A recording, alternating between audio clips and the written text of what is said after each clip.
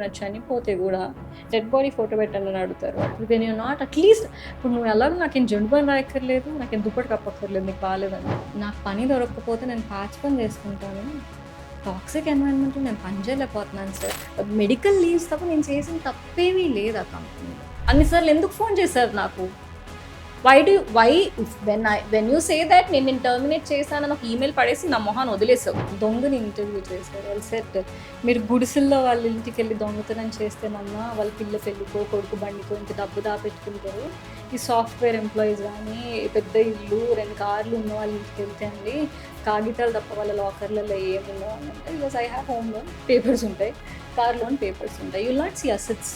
మాకు జీతాలు కూడా ఇస్తారు టైంకి, లేట్ చేస్తున్నారు అని అనట్లేదు. సరిపోలేదు అనేది కూడా నా క్వశ్చన్ కాదు. మానవత్వంతో మనిషిని చూడండి అని అడుగుతున్నాను. మీరు చెప్పండి, ఇప్పుడు ఈ నిమిషం నాకు జాబ్ లేదు, ఇప్పుడు మాట్లాడుతుంటే కొన్ని మెసేజెస్ వచ్చాయి, ఒకటి హోమ్ లోన్ ఒకటి కార్ లోన్.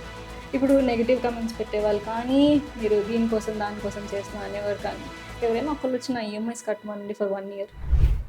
టెక్ మహేంద్రలో నాకు అన్యాయం జరిగిందంటూ నిరసనకు దిగారు భావన గారు, సాఫ్ట్వేర్ ఎంప్లాయీ. మనతో ఉన్నారు, మాట్లాడదాం. ఎందుకు ఆవిడ నిరసనకు దిగారు? అదే టెక్ మహేంద్ర ముందు కూర్చుని నాకు న్యాయం చేయాలంటూ కూడా ఆందోళన చేశారు. ఎందుకు అలా బయటకు వచ్చి మాట్లాడారు? ఏం జరిగింది ఇంతకీ? సాఫ్ట్వేర్ కంపెనీస్లో ఏం జరుగుతుంది? ఉద్యోగులకు ఎలాంటి అన్యాయం జరుగుతుంది, ఎలాంటి ఒత్తిడి ఉంటుంది అనే విషయాలు మనం మాట్లాడదాం. భావన గారు ఎలా ఉన్నారు? బాగున్నారా మీరు? ఓకే. నిజం, మీరు ఒక గొప్ప విషయం ఏంటంటే మీరు చాలా ధైర్యంగా ముందుకు వచ్చి మాట్లాడుతున్నారు. మీరు మీ విషయంలో ఎందుకు మిమ్మల్ని టెర్మినేట్ చేశారు, ఎక్కడ లోపం జరిగింది, అందులో నిబంధనలు పాటించారా వాళ్ళు, ఏం జరిగింది? యూజువల్గా మీరు చెప్పినట్టు when you work for corporates అండి, మాకు ఈ వర్టిబ్రల్ కాలం అంతా చాలా ఈ మెత్తగా ఉంటూ నేను అరిగిపోతాయి కొన్నారా. సో దానివల్ల నాకు సర్వికల్ స్పాండిలైసిస్ వచ్చింది. మాకు జీతాలు ఇస్తున్నారు, అందుకే మేము పని చేస్తున్నాం. మా ఈ కంపెనీలో మేము చేసే నైట్ షిఫ్ట్స్కి when you compare with day shifts అండి, నైట్ షిఫ్ట్స్లో నైట్ షిఫ్ట్ అలవెన్స్ అనేది ఒకటి ఉంటుంది. సో ఆ 7-8 వేలు ఎక్స్ట్రా, ఆ 4-5, కొన్ని కంపెనీస్లో 4-5,000, కొన్ని కంపెనీస్లో 8-9,000. గ్రేవియర్ షిఫ్ట్స్ ఇస్తే కాస్త డబ్బులు ఎక్కువగా ఇస్తారు. సో ఈ చూస్ దిస్ టు వర్క్ కదండి. So depending on the package and all of that నాకు ఒక 2 రూపాయలు ఎక్కువ వస్తాయని మన బాడీలో ఉన్న సైకిల్ని వదిలేసి నైట్ షిఫ్ట్స్కి మేము జాయిన్ అవుతాం. సో ప్రస్తుతం నేను చేసేది యూకే షిఫ్ట్ అండి, మోస్ట్లీ 12:30 to 10. అంతకుముందు షిఫ్ట్స్ అలా not క్రిబింగ్ around companies. It is usually ఎవరికైనా వచ్చే పెయిన్. వేరే ఏ పని చేసినా కూడా మీకు బ్యాక్ పెయిన్, చేయి పెయిన్ రావచ్చు, కొంచెం మాకు ఎక్కువ వస్తాయి ఎందుకంటే సన్ ఎక్స్పోజర్ ఉండదు కదా. By the time you wake up మీకు సూర్యుడు ఉండడు, మనం జస్ట్ పడుకోవడానికి మాత్రమే ఇంటికి వస్తాం. మీరు ఇప్పుడు టెకెంలో చూస్తే నేను 12:30కి లాగిన్ అవుతాను, 10 o'clock దాకా షిఫ్ట్, మధ్యాహ్నం 12:30 లాగిన్ నుంచి 10 o'clock దాకా నా షిఫ్ట్ ఉంటుంది, అంటే 9.5 hours. సో 10:30 క్యాబ్ ఎక్కుతాను, ఇంటికి వచ్చేసరికి 1 అవుతుంది. So mostly 14 hours, 4 hours travel, 3 hours travel, rest of the time in office. So sleep less nice ఉంటుంది కాబట్టి వి ఫెల్ సిక్ ఎర్లీ. ఇక్కడ ఒక విషయం భావన గారు, వర్క్ ప్రెషర్ ఓకే, మీ టైం అనేది జనరల్ షిఫ్ట్స్లో ఉండవు కాబట్టి మీరు రాత్రి సమయంలో ఎక్కువ పని చేస్తారు, లేట్గా తింటారు, లేట్గా పడుకుంటారు, అనారోగ్య సమస్యలు వస్తాయి. ఇది ఒక ఎత్తు అయితే, ఇది ఉద్యోగులు ఎలాంటి ఇబ్బందులు ఈరోజు సాఫ్ట్వేర్ ఎంప్లాయీస్ ఎలాంటి ఇబ్బందులు ఎదుర్కొంటున్నారు? నా గురించి చెప్పగలను. మీరేం ఫేస్ చేస్తున్నారు? ఇప్పుడు నా గురించి చెప్పాలనుకుంటే నన్ను టర్మినేట్ చేసాను ఎందుకంటే నేను చెప్పినట్టు అలా పడిపోయాను. 15 days ఫిజియోథెరపీ చేయించుకోమన్నారు. చాలా మనకు తెలిసిన హాస్పిటల్స్, డాక్టర్స్ ఉన్నారు. సో అక్కడ నేను 15 days ఫిజియోథెరపీ చేయించుకున్నాను. మా హెచ్ఆర్ మిమ్మల్ని జాబ్లోంచి తీసేస్తాం, డిస్కంటిన్యూయేషన్ ఆఫ్ యువర్ సర్వీసెస్ అని సబ్జెక్ట్లో పెట్టి మెయిల్ రాశారు. కాల్స్ చేసి చెప్పారు మా హస్బెండ్ నా వైఫ్కి బాగాలేదని. మా టీఎల్కి చెప్పినప్పుడు ఓకే అండి అని పెట్టేశారు. ఆయన పెట్టేసిన తర్వాత వీ రిసీవ్ దట్ ఈమెయిల్. ఇప్పుడు ఫోన్ పక్కన పెట్టి చూస్తారు కదా మా హస్బెండ్, కానీ నీకు మెయిల్ వచ్చింది ఒకసారి చూడమ్మా అని. ఈ saw the mail and discontinuation from Tech Mahindra అని పెట్టుకొని, నిన్ను జాబ్ నుంచి తీసేయడం ఏంట్రా, మెడికల్ లీవ్లో ఉన్నా అని చెప్పావు కదా. సో మేము నైట్ 11:30, 12కి I saw the email. We have to reply it in 24 hours for else they would forward. అంటే భయం ఉంటుంది కదా. 12కి జూనియర్ హెచ్ఆర్ శుభం అంటారు అని కాల్ చేసి మా హస్బెండ్ చెప్పారు. తర్వాత నెక్స్ట్ డే నేను తనకు కాల్ చేసి మా హస్బెండ్ చెప్పారు, భాగ్యకి మా వైఫ్కి ఒంట్లో బాగాలేదు, తను రాలేదు ప్రస్తుతానికి, కొంచెం టైం పడుతుంది అని చెప్తే, మీరెవరు అసలు మాట్లాడడానికి, మేము ఎంప్లాయీస్తో మాత్రమే మాట్లాడతాం, family is no way related to it అని. తర్వాత నేను ఆఫీస్కి వెళ్ళాక కూడా తన సెంటెన్స్ రిపీట్ చేశారు. When your husband was talking he is no way related to the company. You were able to go to hospital right, so you should tell me that he's not well, you are not well right అని చెప్పాను. నేను head nod చేసి okay అండి okay అండి got back to the work. నాకు 3 days cab ఇవ్వలేదు వాళ్ళు. ఏమన్నారంటే మీ క్యాబ్ సస్పెండ్ అయింది, ఇన్నాళ్ళ నుంచి మీరు రాలేదు కాబట్టి కొత్త క్యాబ్ షెడ్యూల్కి 5 నిమిషాలు మెయిల్ రాస్తే వచ్చేస్తుంది, లేదా ఒక కాల్ చేసి రిక్వెస్ట్ చేస్తే వస్తుంది. వాళ్ళు చేయాలండి. మేము క్యాబ్ అడిగినా మాకు ట్రాన్స్పోర్ట్ వాళ్ళు క్యాబ్ చేయరు. సో ఆయన చేయమంటే మా టీమ్ లీడర్ చేసేపోయినా చేయలేదు. అలా కపుల్ ఆఫ్ డేస్ నేను సెల్ఫ్ వెళ్ళి వచ్చా. మా ఆఫీస్లో అవుట్ ఆఫ్ కాన్వర్జేషన్స్ ఏంటంటే ఎవరైనా చనిపోతే కూడా డెడ్ బాడీ ఫోటో పెట్టండి అని అడుగుతారు వాళ్ళు. అంత దారుణంగా. అసలు నేను అందుకే చూడండి, పాప బెడ్ మీద ఉంటే ఫోటో తీయాలని ఎవరికి ఆలోచన వస్తుంది? మాకు వచ్చిందంటే మమ్మల్ని అడుగుతారనే కదా. I fell so bad emotionally కూడా.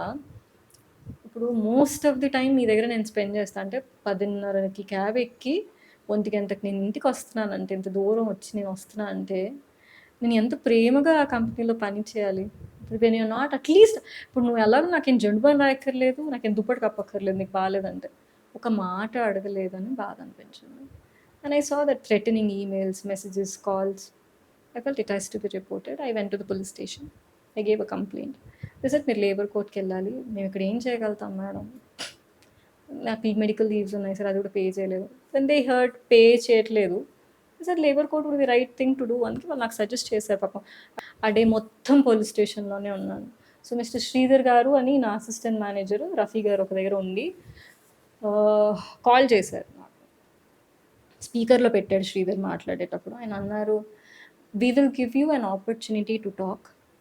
అంటే లేదా మెహర్బానీ చేస్తున్నట్టు, if you can come to office we will discuss. నేను అన్నాను, I've made a decision that I will exploit this, or I'm going to tell all of these things what you're doing outside. And నాకు పని దొరకకపోతే నేను పాచి పని చేసుకుంటాను. Toxic ఎన్వైరన్మెంట్లో నేను పని చేయలేకపోతున్నాను సార్. ఇన్ని కాల్సా, ఇన్ని మెయిల్సా? అరే 21st రోజు మెయిల్ వస్తే రిప్లై ఇచ్చా, 22ndకి మళ్ళీ మీరు మెయిల్ పెట్టడానికి రెడీ అయిపోయారు. నేను వాళ్ళతో మాట్లాడే గ్యాప్లో టర్మినేషన్ మెయిల్ వచ్చింది. నేను ఎస్ఐతో మాట్లాడుతున్నాను, సుజాత గారు అనుకో. నేను లోపలికి వెళ్ళి బయటకు వచ్చి నాకుంటా, మ్యామ్ నన్ను తీస్తారు జాబ్ నుంచి అని. అలా ఎలా తీసిస్తారమ్మా? ఎస్ఐ షాక్ అయింది. మీకు నోటీస్ పీరియడ్ ఉండదా? మేము గనక కంపెనీ వదలాలంటే నువ్వు 60 రోజులు పట్టుకుంటావే నన్ను, మరి నువ్వు నన్ను తీసేసావే, మరి నాకు ఒక 60 రోజులు కాదు, మరి 30 రోజులు ఇవ్వవా? అంటే నువ్వు నాకు నోటీస్ పీరియడ్ చేసేంత అవకాశం ఇవ్వవా? నేను చేసిన తప్పల్లా లేట్ కూడా కాదు, ఎందుకంటే క్యాబ్స్లోనే వెళ్తాం. మెడికల్ లీవ్స్ తప్ప నేను చేసిన తప్పేమీ లేదు ఆ కంపెనీలో. మేజర్గా ఏదైనా తప్పులు ఉంటే ఈ పార్టీకి నాకు మెయిల్స్ రాదు, మీరు ఇది చేశారు అది చేశారని. అలాంటి మెయిల్స్ కూడా ఏం లేవు. నేను మా అసిస్టెంట్ మేనేజర్ని కూడా ఈ కేస్ కంప్లైంట్ అంతా పెట్టామని పర్సనల్గా అడిగాను. సరే ఇది తప్ప నా మీద ఇంకేమైనా కంప్లైంట్ ఉందంటే, నేనే నీ అసిస్టెంట్ రిపోర్టింగ్ మేనేజర్, నా దగ్గరికి అయితే ఏమి రాలేదమ్మా. When I got that clean chit that there is no other complaint on me, I proceeded to meet media or proceeded to meet a police station and I was asking for justice. అన్నిసార్లు ఎందుకు phone చేశారు నాకు? Why if when you say that నేను terminate చేశానని ఒక email పడేసి నా మొహాన్ని వదిలేసావు, ఒక కాల్ లేదు, ఆ తర్వాత నువ్వు ఏమీ చెప్పలేదు, బికాజ్ మీరు దులిపేసుకున్నారు.